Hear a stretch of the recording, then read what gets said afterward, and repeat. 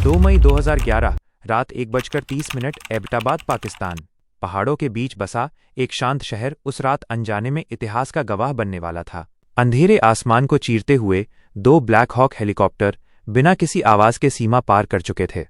यह सिर्फ एक सैन्य ऑपरेशन नहीं था, बल्कि एक दशक से भी ज्यादा लंबे शिकार का आखिरी पड़ाव था, जिसका लक्ष्य था वो नाम जिसने पूरी दुनिया में डर की परिभाषा बदल दी थी, ओसामा बिन लादेन। वॉशिंगटन में बैठे बराक ओबामा और उनकी टीम हर सेकंड की गतिविधि पर नजर रखे हुए थे, जहां हर सांस के साथ जोखिम बढ़ता जा रहा था और हर निर्णय इतिहास की दिशा तय कर सकता था। इस कहानी की शुरुआत 11 सितंबर 2001 से होती है, जब अमेरिका की धरती पर हुए हमलों ने दुनिया को हिला दिया था। न्यूयॉर्क के ट्विन टावर्स धूल में बदल गए और उसी धूल में छिपा था एक चेहरा जो उस दिन से दुनिया का सबसे बड़ा दुश्मन बन गया। अमेरिकी खुफिया एजेंसियां, विशेष रूप से CIA, उस चेहरे को खोजने में अपनी पूरी ताकत झोंक चुकी थीं। सालों तक पहाड़ों, गुफाओं और सीमाओं के पार तलाश जारी रही, लेकिन हर बार वो एक कदम आगे निकल जाता। ये सिर्फ एक इंसान की तलाश नहीं थी, ये एक विचारधारा के अंत की कोशिश थी। समय के साथ सुराग धीरे धीरे सामने आने लगे। एक अनजान संदेशवाहक जिसकी गतिविधियां असामान्य थीं, खुफिया एजेंसियों की नज़र में आया।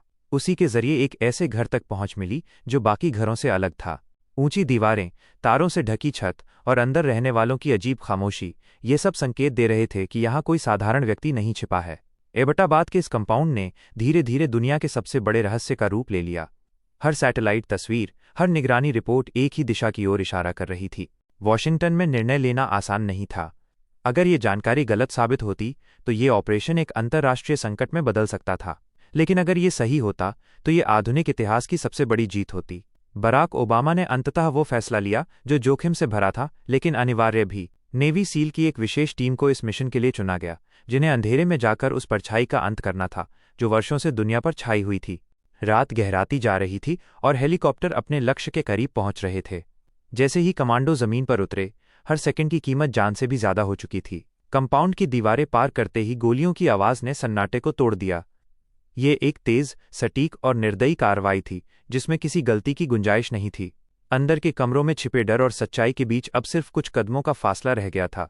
ऊपरी मंजिल पर एक अंधेरे कमरे में वो शख्स मौजूद था जिसकी तलाश में पूरी दुनिया लगी थी। कुछ ही पलों में सब कुछ खत्म हो गया।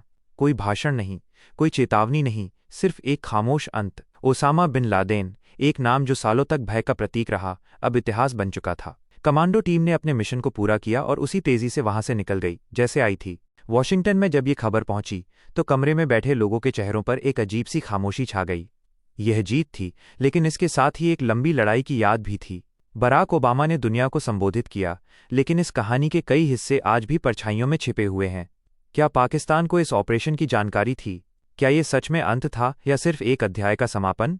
एबटाबाद की उस रात के बाद बहुत कुछ बदल गया, लेकिन कुछ सवाल हमेशा के लिए अनुत्तरित रह गए। इतिहास ने उस दिन एक मोड़ लिया, लेकिन उस मोड़ के पीछे छिपे रहस्य आज भी उतने ही गहरे हैं। यह सिर्फ एक मिशन नहीं था, यह एक संदेश था कि चाहे परछाइयां कितनी भी गहरी क्यों ना हों, एक दिन उनका सामना रोशनी से जरूर होता है। एबटाबाद 2 मई 2011 रात 2:10। हेलीकॉप्टर अंधेरे में फिर से उठ चुके थे, लेकिन उस कंपाउंड की दीवारों के भीतर अभी भी उस रात की गूंज बाकी थी। टूटी हुई खिड़कियां, बिखरे हुए कागज और खामोशी के बीच छिपी चीखें इस बात का सबूत थीं कि यहाँ कुछ असाधारण हुआ था।